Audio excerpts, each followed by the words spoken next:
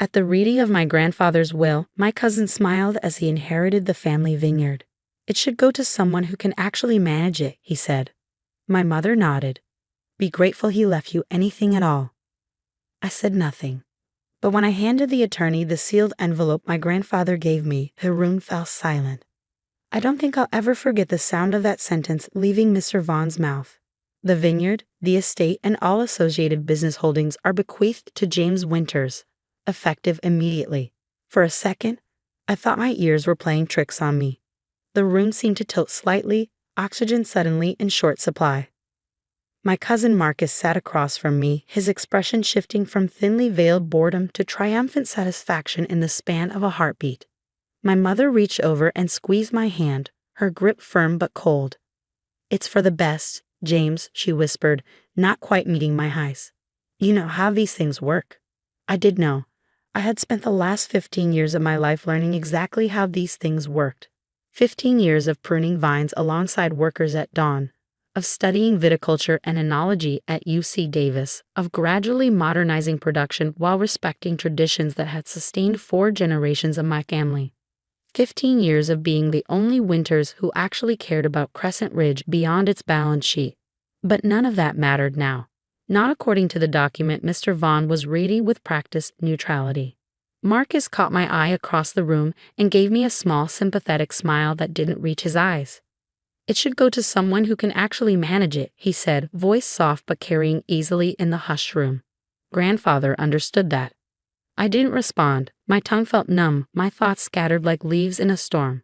My fingers trembled slightly as I reached for the water glass in front of me, trying to appear calm, composed. I could feel the weight of everyone's stares pressing down on me, my Aunt Barbara dabbing at non-existent tears, Uncle Philip studying his manicured nails, my mother's rigid posture beside me. The vineyard had been my life, not just work, my actual home. The stone cottage nestled between the old-growth vines and the creek, the cellar where I'd first learned to taste the difference between vintages under my grandfather's patient guidance. The fields where I proposed to Emma 3 summers ago, kneeling among vines heavy with ripening fruit. Gone. All of it. Mr. Vaughn cleared his throat, continuing with various smaller bequests. I barely registered the mention of my name, something about a modest financial provision. The family ring. Some books. Trinkets. Consolation prizes. My chest felt tight, each breath requiring conscious effort. How could he do this? After everything we'd shared, after all the promises, the plans we'd made together during those final months as his health declined. My grandfather had been more than a mentor. He had been my closest friend, my advocate, the one person in our fractured family who seemed to truly see me. Marcus was already on his phone, thumbs typing rapidly, no doubt sharing the news with his business partners. He'd been trying to convince my grandfather to sell the vineyard for years, to develop the prime acreage into luxury homes and a golf course. Diversification, he called it. Destruction. My grandfather had always countered. Or so I thought. The reading continued, but my mind was elsewhere, stuck on a memory from 2 weeks ago. My grandfather, frail but clear-eyed, sitting up in his bed as sunlight streamed through the windows of the master bedroom where generations of Winters had been born and died.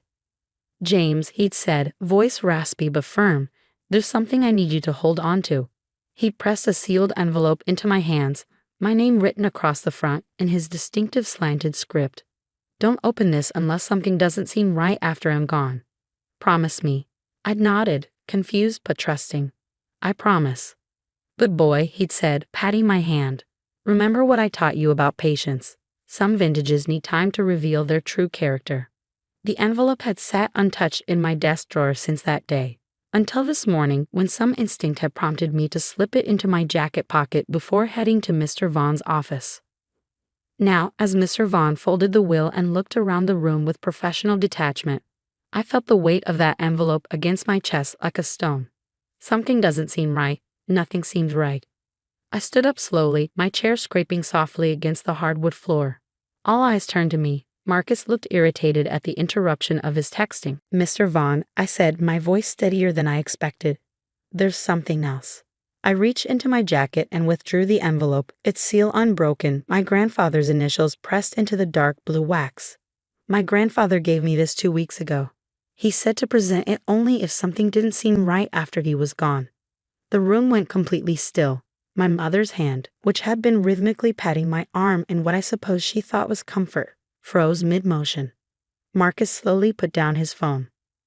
Mr. Vaughn's eyebrows rose slightly as he accepted the envelope, turning it over carefully in his hands. "This appears to be in Edward's handwriting," he confirmed, studying the seal. He glanced at me. "You haven't opened it?" I shook my head. He asked me not to unless necessary. My Aunt Barbara made a small dismissive sound. "Really, James? Always with the dramatics. The will is clear." But Mr. Vaughn was already breaking the seal, the crack of wax uncommonly loud in the silent room. He removed several folded pages, quickly scanning their contents. His expression remained professional, but I noticed a slight tightening around his eyes. "This," he said after a moment, "is a codicil to Edward's will, properly executed and notarized 3 weeks ago." He looked up, gaze sweeping across the assembled family members before settling on me. "It substantially alters the previous arrangements." Marcus stood abruptly. "What exactly does that mean?" His voice had lost its earlier smoothness, a sharp edge now evident. Mr. Vaughn adjusted his glasses. "It means, Mr. Winters, that your grandfather made changes to his will shortly before his death." He turned to the first page and began to read. "I, Edward James Winters, being of sound mind, do hereby declare this to be a codicil to my last will and testament. Recent events have brought to my attention attempts to influence my decisions regarding the disposition of my estate, particularly Crescent Ridge Vineyard. I have reason to believe that documents I previously signed were misrepresented to me during a period of medication-induced confusion." My mother made a small, strangled sound beside me. Marcus remained standing, his face draining of color. Mr. Vaughn continued, "It has always been my intention that Crescent Ridge remain in caring, knowledgeable hands that will preserve its legacy. Therefore, I hereby revoke all previous bequests regarding the vineyard and estate, and instead leave all associated properties, business interests, and assets to my grandson, James Edward Winters, who has demonstrated both the ability and commitment to steward this legacy." The letter continued with legal specifics, but I barely heard them. A rushing sound filled my ears, like standing too close to the waterfall at the north end of the property. I felt lightheaded, untethered, as if I might float away from the leather chair grounding me to this suddenly unfamiliar reality. Marcus was the first to break the stunned silence. "This is absurd," he snapped, color returning to his face in angry splotches. Grandfather was confused, heavily medicated. This supposed codicil was clearly written under duress or manipulation. He looked directly at me, eyes narrowed. "We all know who had the most access to him in those final weeks." "Marcus," my Uncle Philip warned quietly, but Marcus ignored him. "Convenient that you just happened to have this letter," he continued, voice rising. "Very convenient timing, James." I met his gaze steadily, the initial shock beginning to recede, replaced by a slow burning clarity. "The timing was grandfather's choice," I said, "as was the decision to give me this letter rather than sending it directly to Mr. Vaughn." "He was testing you," my mother suddenly interjected, her voice tight. All eyes turned to her, seeing if you'd be honorable enough to present it, even knowing what it might contain. She wasn't looking at me, but at Marcus. Something passed between them, something old and sharp and knowing. Mr. Vaughn cleared his throat. "The codicil includes a personal letter that Edward instructed be read aloud if this document needed to be presented." He adjusted his glasses again.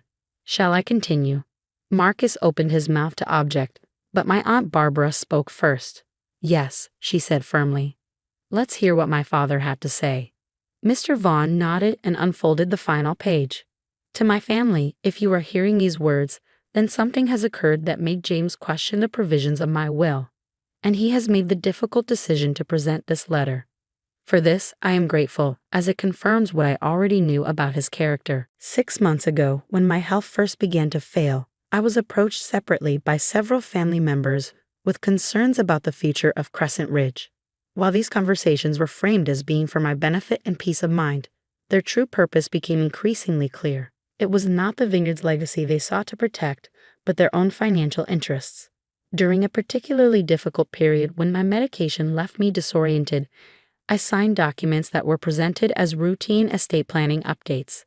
I later discovered these documents substantially altered my wishes for the vineyard's future, placing it in hands that would not honor its true value.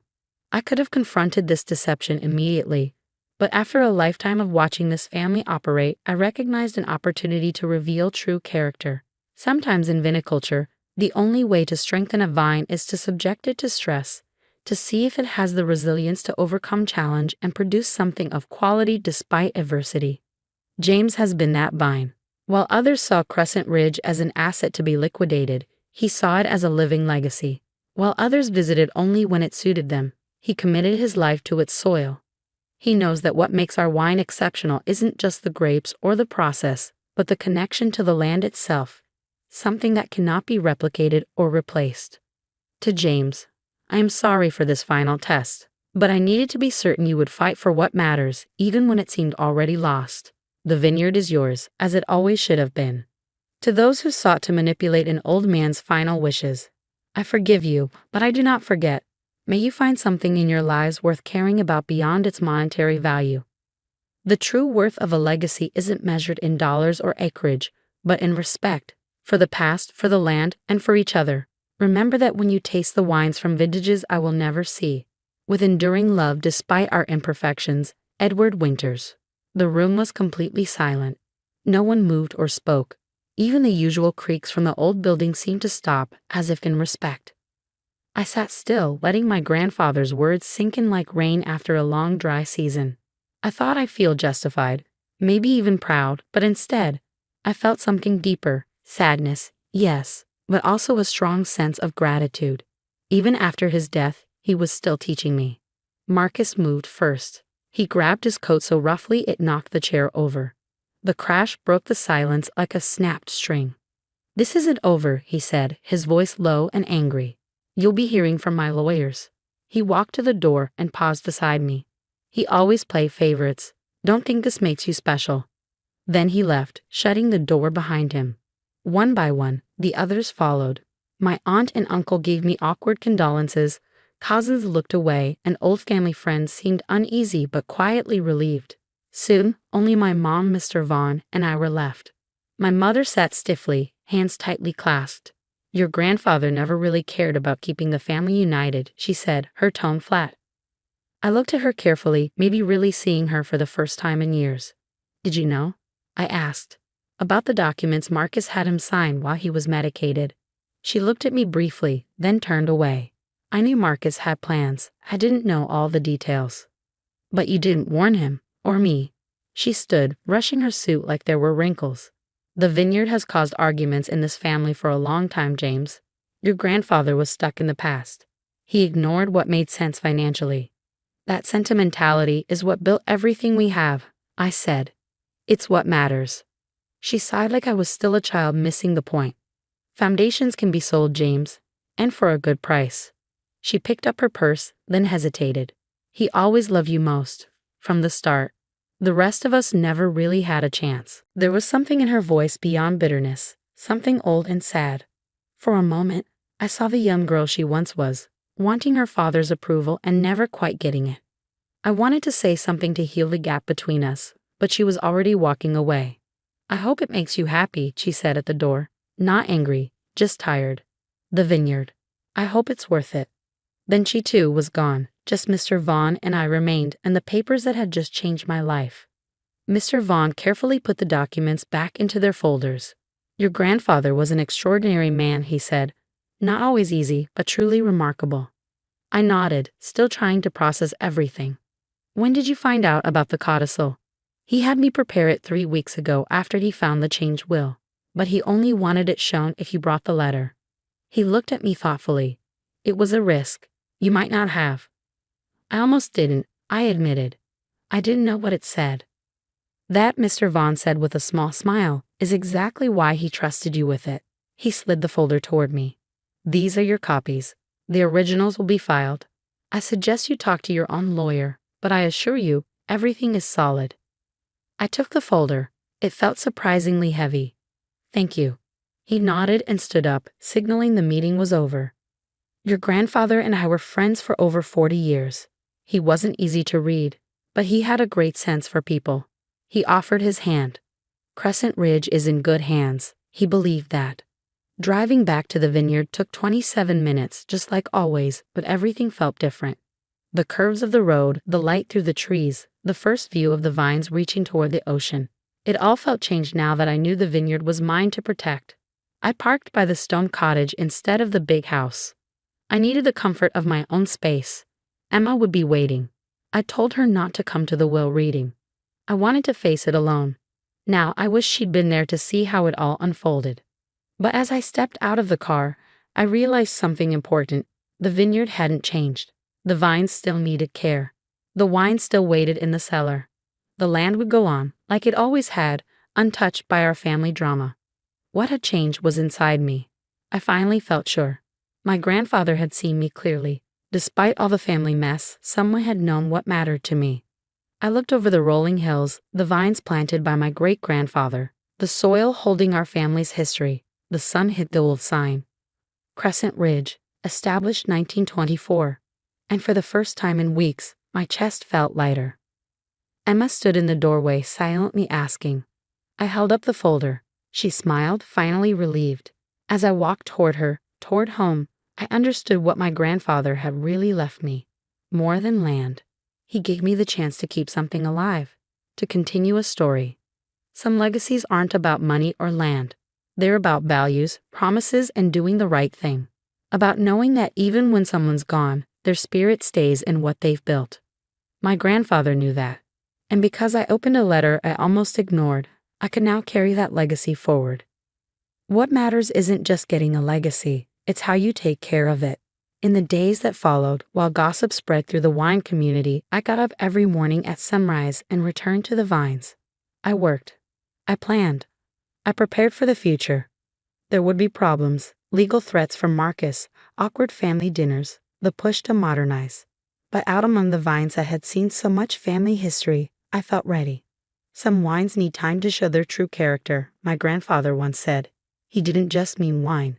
He meant people too. He meant family. He meant the slow, often hard process of becoming who you really are. By giving me that sealed letter, he gave me more than documents. He gave me trust, and the chance to prove that what he built still mattered. The vineyard would go on, the wine would flow, and the story would continue, exactly as he wanted.